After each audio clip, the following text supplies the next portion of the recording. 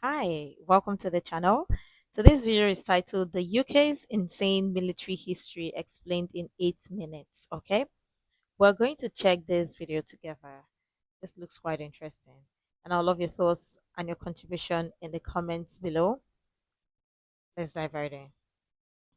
Imagine an island so rainy, its soldiers probably trained in mud by default, a country that built an empire just to ensure everyone drinks tea the right way, whose military history includes knights, redcoats, spitfires, and commandos that sneak into enemy territory with a dagger and a dry sense of humor.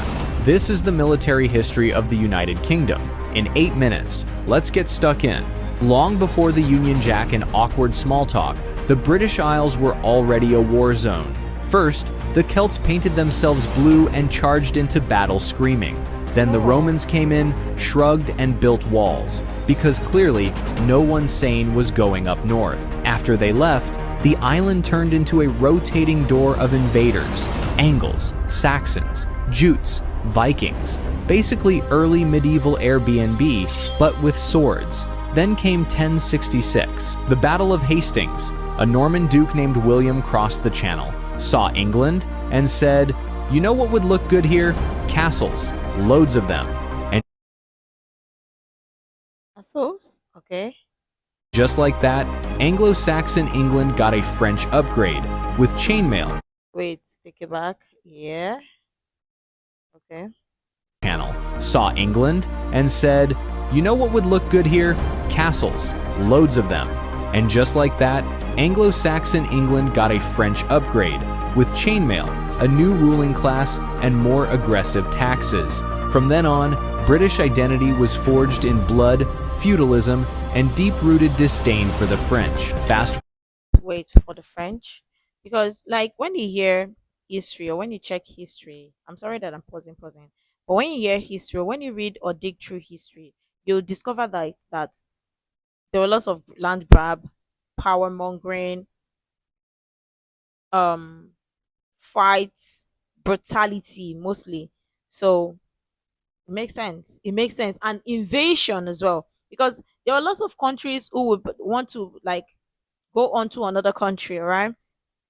Maybe take possession of the land or take possession of a particular deal or whatever, or maybe because they can or they are powerful, they want to. So it makes total sense if a particular country be like, okay, let's protect ourselves, let's um build ourselves stronger so that in case some other country or somebody else or somebody is thinking of coming into our country and wants to take possession of our land, we can also defend ourselves, right?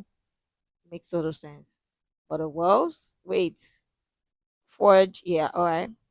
new ruling class, and more aggressive taxes. From then on, British identity was forged in blood, feudalism, and deep-rooted disdain for the French. Fast forward a couple of centuries, and England is now having regular scuffles with France, because nothing says healthy diplomacy like 116 years of war over who gets to wear the crown and insult the other's mother.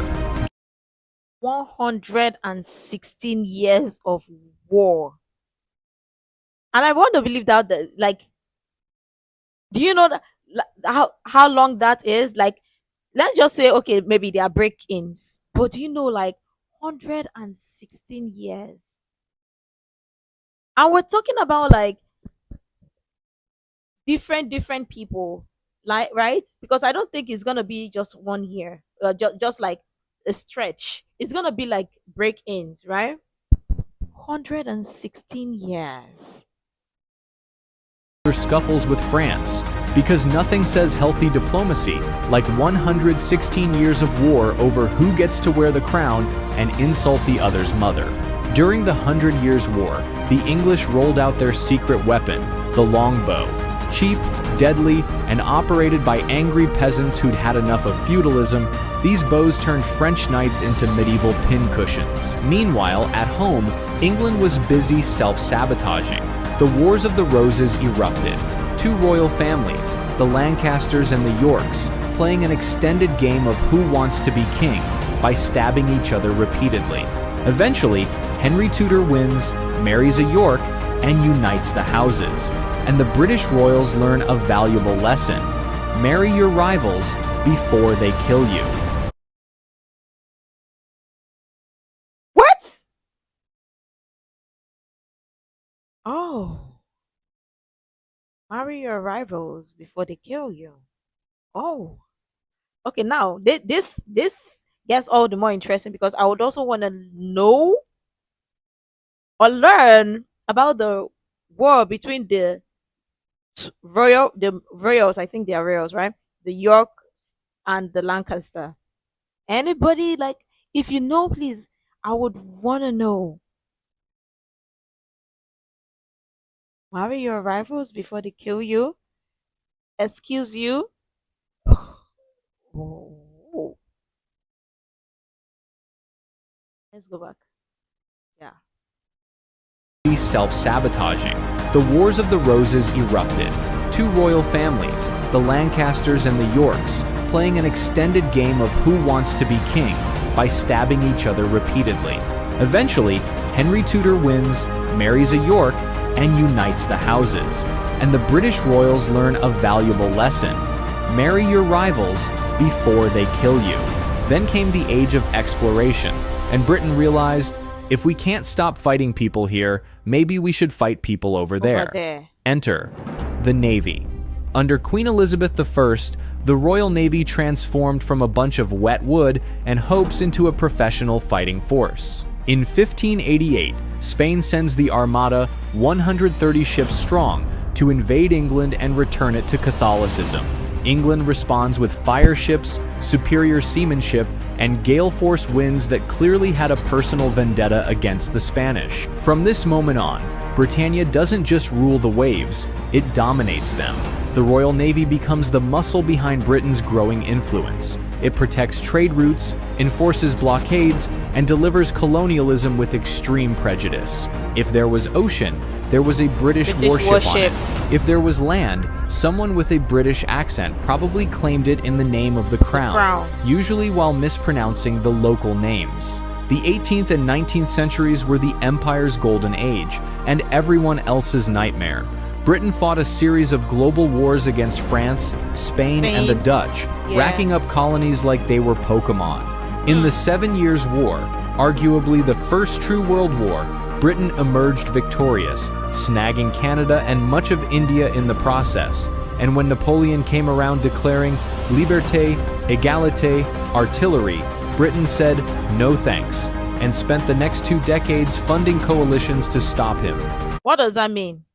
Legate, wait, let me take it back. Legate, liberté, égalité, artillery. What does that mean? What does it mean? I don't know. I can't even say this to Siri to for me to fully understand what this means. But yeah, what does it mean? I want to know. Like, somebody can just explain or share this. But I would also again, I also do my research, right? Britain said no thanks, and spent the next 2 decades funding coalitions to stop him. The 1805 Battle of Trafalgar proved British naval supremacy. Oh, I think I've seen a video. The 1805 Battle of Trafalgar. This is an eye opener, or this is gonna make me go check it. I think I just saw the title and I was just scrolling past. Okay, okay, okay. But again, let's not forget about the Battle of the Royals, right? Two royal families, the Yorks and the Lancasters. I would want to know. There's a lot of history there. A lot. You see why history is so rich. Like, 1 minute you're checking something, and the next thing something else is popping up, and you're like, okay, there's more. There's more. I don't know why I'm smiling, but I'm just excited that there's lots more to unpack from all of this. It's not just one aspect, but you're like, ah, there's more. It gets all the more interesting because, yo. the next 2 decades funding coalitions to stop him. The 1805 Battle of Trafalgar proved British naval supremacy, with Admiral Nelson smashing the French and Spanish fleets, albeit fatally for himself. And in 1815, the Duke of Wellington, who famously described his own troops as the scum of the earth, led a coalition that finally defeated Napoleon at Waterloo. Britain was now the world's policeman, but Wait, 1815 defeated Napoleon. So there is another one then, because I remember like 1812. That's the British American War. So there is another one in 1815 with Spain. Spain. Did I hear that right? Hold on, because this 1805 is for Battle of Trafalgar. That's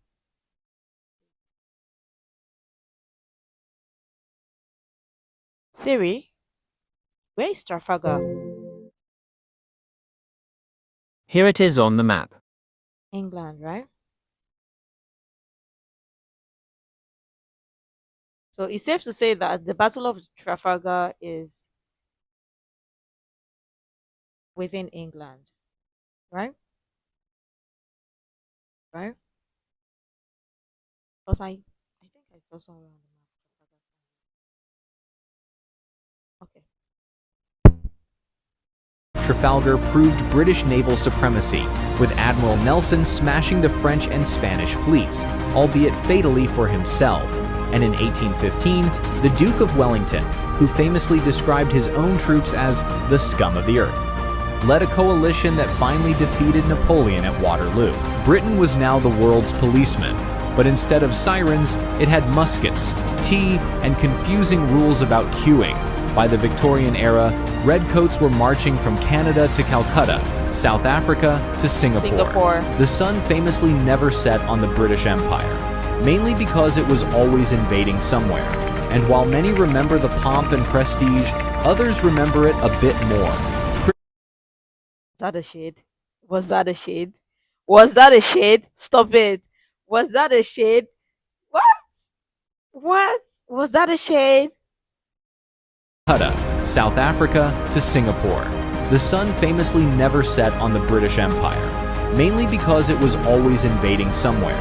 And while many remember the pomp and prestige, others remember it a bit more. Critically, you try explaining colonial taxation to the Americans without a Tea Party breaking out. Then came the 20th century. Big mustaches, bigger egos, and one very, very bad idea. World War I kicked off in 1914 and quickly became a trench-slogging, gas-hurling, soul-crushing affair. The British Expeditionary Force was small but professional, and about to get chewed up in battles like Ypres, the Somme, and Passchendaele. At the Somme, Britain lost over 57,000 men on day one. Let that sink in. That's like wiping out 57,000 men? Go back.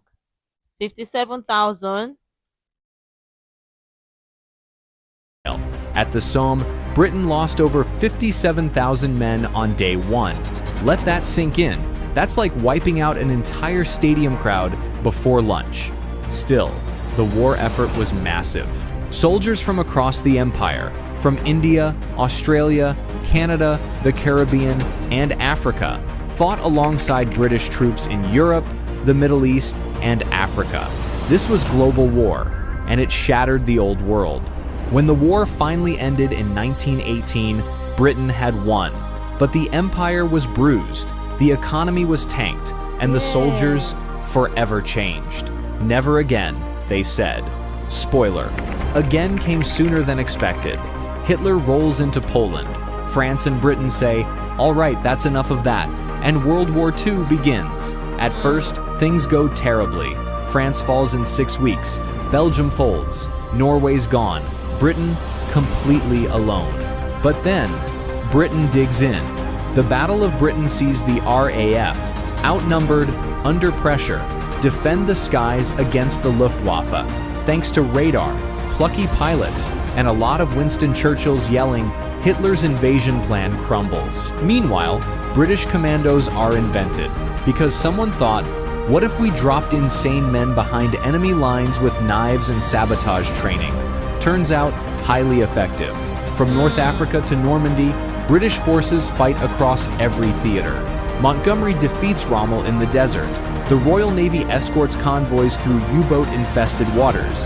And on D-Day, British troops storm Sword, Gold, and Juno beaches with Canadians, Americans, and a worrying amount of tea in their kit bags. By 1945, Hitler's dead, the war See again. And I've got this question. You notice that most of the time when they name things, they always name things and keep the um, names, especially for some particular people, like keep it like the bad names out there because people like love to glorify the bad outcome. And I've seen that couple of times like when you check history, but still, but still, Britain was left alone. Not easy. Canadians, Americans, and a worrying amount of tea in their kit bags. By 1945, Hitler's dead, the war is won. And Britain, broke, battered, but standing tall. After the war, Britain's empire collapses faster than a soggy scone. India goes independent, African nations follow, and suddenly, British subject becomes just subject. But Britain doesn't give up being relevant. During the Cold War, the UK becomes a founding member of NATO, keeps a powerful navy, and builds nuclear weapons. Because if you can't have an empire, at least have deterrence. Yes. Then came 1982. Argentina invades the Falklands. Oh, I think I saw oh, somewhere the Falklands.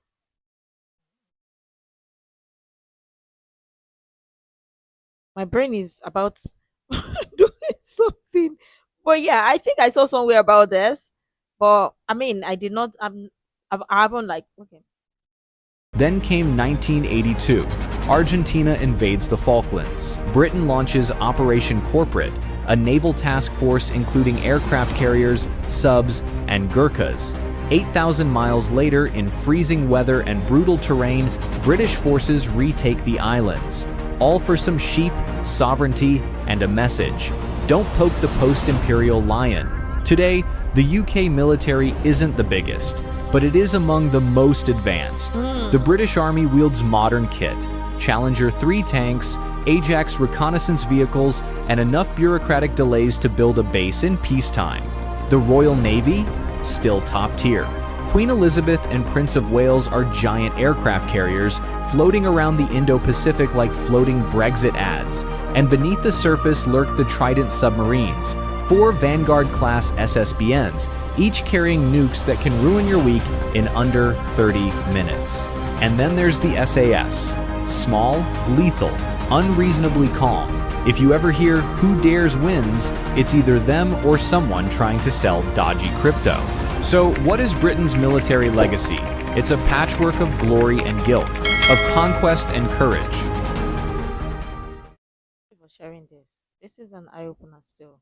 But thank you for sharing this. Because this is exactly what I keep saying, right? In history, there are always good and bad side. But people sit and pick only the bad side and just make reference to that like that was the only thing that ever happened in history. But let me tell you today that history, even us as individuals, there are good sides and bad sides. Not everybody is going to experience our good side, and not everybody is going to experience our bad side. That's just how it is. So, how do you think that in history only the bad things happen or bad things existed? Of course not. See, look at Britain always coming to defend people or defend other nations, especially because they can or they had the resources. But at the end of the day, they got affected, they got bruised, right? Talk about the economy and whatever. But still, I just think that it is noble because they didn't have to. They didn't have to, but they did. They didn't have to um help others, other countries, other nations, nations, right? They didn't have to, but they did. And that's noble. Regardless, it is noble. And if in case anybody just want to come out there and just tell you otherwise, just remember that once upon a time, when others backed out, Britain stood tall. And that was a shaking moment for them. But did they ever give up? No, they never gave up. They still went ahead to be like, yeah, we got this. We got this. And they fought for what they believed in.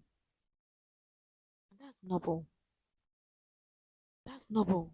That's why I always say, for me, regardless if I'm going to check videos or learn history, I learn from a neutral base and then come with my own conclusion. And that's how it's supposed to be. You don't go to learn because or learn just to pick the bad side and then just run with it. Because yeah, bad things happen, good things happen, but sometimes the good outweighs the bad. But people just want to pick only the bad or the evil and run with it and want to repeat it, which doesn't even make any sense. Because history has happened, we can't go back to change history, but we can fight for a better future and we can work to create a better future, right? That's just my opinion. But let me know what your thoughts are in the comments below. Obviously, make sure to like, comment, share, subscribe, and all that stuff. And until next time, see you in the next video.